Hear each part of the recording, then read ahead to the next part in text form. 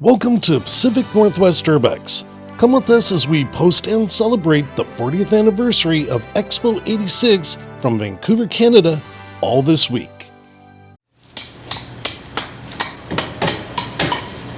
Like all of Expo, the Washington Pavilion is still heavily under the hammer.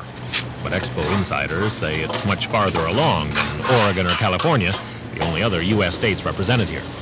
We tagged along with Evelyn Sun, the woman in charge of the Washington exhibit, as she checked up on the progress of the work.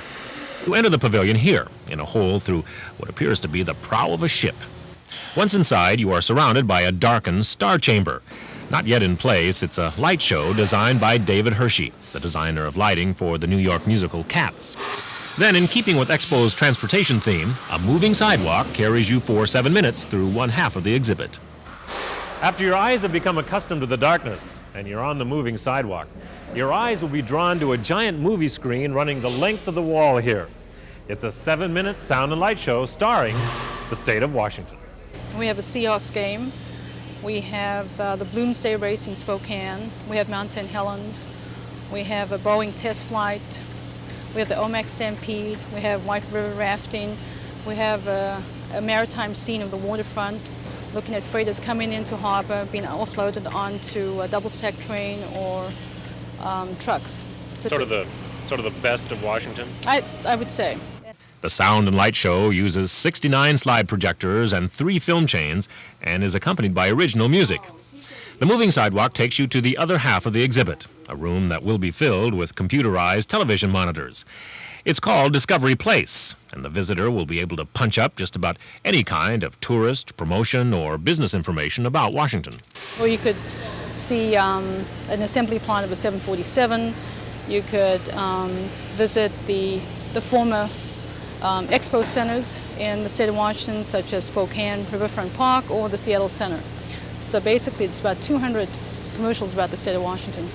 The work is costing about $5 million. The original budget set by Governor Spellman was $6 million, but Governor Gardner has slashed that to $4.1 million, and corporate contributors have since kicked in about $800,000.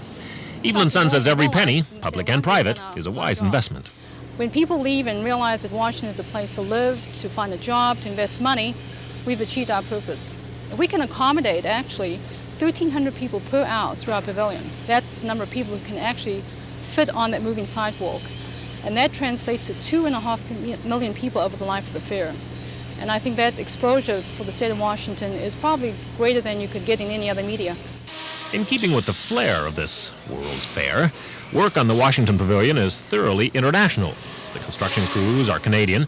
Their bids were lower than U.S. companies. Project manager Jeff Ryan is from New Zealand originally.